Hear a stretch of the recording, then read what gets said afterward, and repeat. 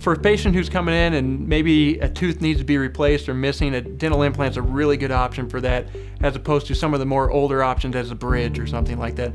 And the reason why is an implant can actually replace a single tooth, whereas a bridge will just replace 3 or 4 teeth and you can't floss in between it.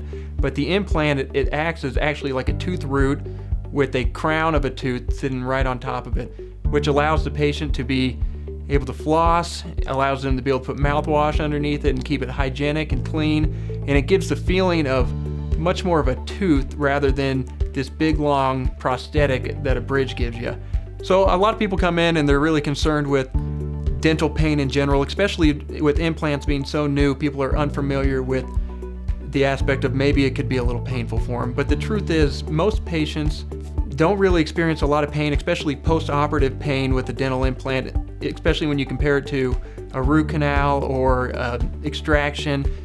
People really don't have that much pain, and they don't require that much pain medication to handle it. They handle it very well, and they're very comfortable, and they're quite happy with it afterwards.